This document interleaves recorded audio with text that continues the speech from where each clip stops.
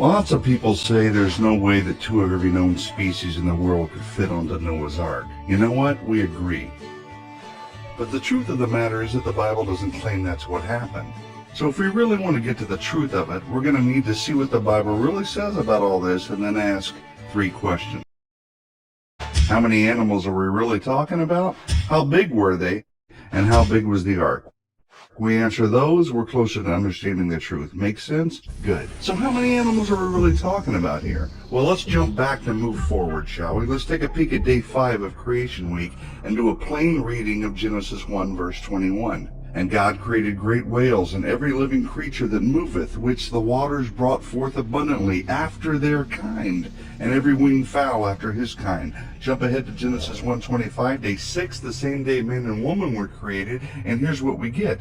And God made the beast of the earth after his kind, the cattle after their kind, and everything that creepeth upon the earth after his kind. So there you have a very clear account of the land and sea creatures created by God according to their kinds. Now, take a look at the phrase, according to their kind. What does it mean? Is it the same as species? I don't think so. It's possible that it's closer to what we call families in the typical biology class today, with some exceptions. Keep in mind that species is a man-made definition anyway. Confused?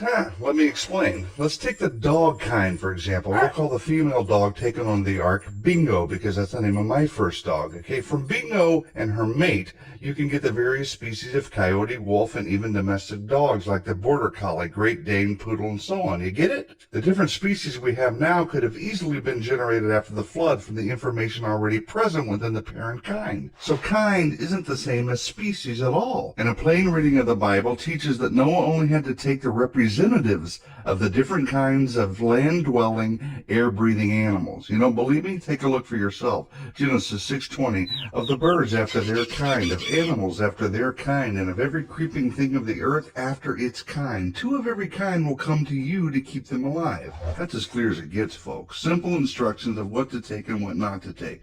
And in case we need further understanding of what God meant, he clarifies by telling us what died outside the ark. Genesis 7:22, and in whose nostrils was the breath of the spirit of life, all that was on the dry land died. Okay, so it's not talking about any sea creatures being on the ark. Not the tiniest seahorse or the largest whale. Because the last time I checked, they weren't swimming around on dry land. He's also not talking about plant life or single-celled organisms or bacteria. No, only things that have the breath of life in its nostrils and are on dry land. That's great, you say. But how many original kinds of land-dwelling, air-breathing creatures are on the ark? Well, to be quite honest, we weren't there, and I don't have the time for each and every detail. But one leading ark researcher did a whole bunch of calculations and was very generous with the numbers he used. He selected the genus level and found that there are less than 8,000 kinds, or about 16,000 individual animals. So let's just round up to say 30,000 and then call it even. It'll make the math easier anyway. Could 30,000 animals fit on the ark described in Genesis? That's a good question. Glad you asked. To answer it, we have to take a look at 2 more things. The size of the average animal and the size of the ark. Makes sense? Of course it does. Moving on. We can't list every animal, but we've got things from the various bird kinds to the elephant kind, from the various dinosaur kinds to the smallest mammal kinds, and so on and so on and so on. So you take all the young adult animals, because nothing says the animals had to be the oldest and biggest, and you look at all the various sizes we know of today, even from the fossil record, and you do some calculating, you come to the conclusion that the average size of the land animal is actually smaller than a sheep. But let's just use a sheep as the average size for the sake of argument. So now we've got the size of the average animal, a sheep, and we have the maximum number of sheep, 30,000. So are we going to need a bigger boat? Well, let's see how big it really was, and if 30,000 sheep could fit on it.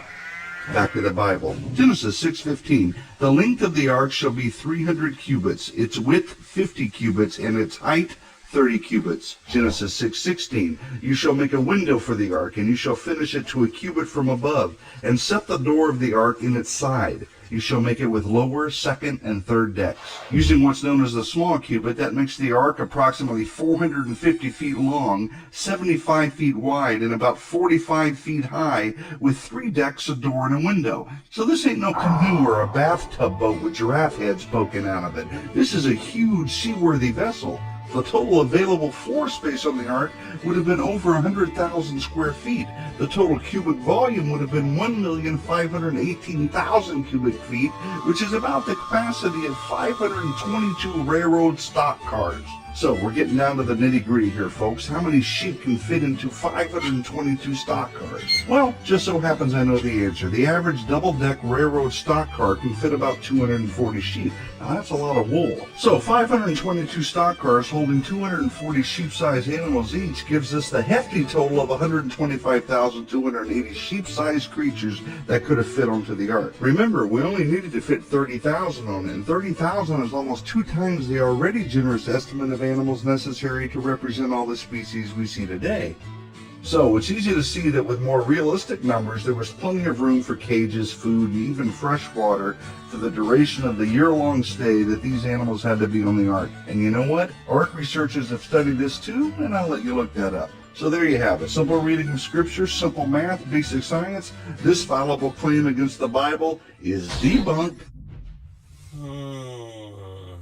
So it turns out that wacky Bible story about Noah and their animals is more reasonable and more reliable than the atheist explanation of music, language, and morality.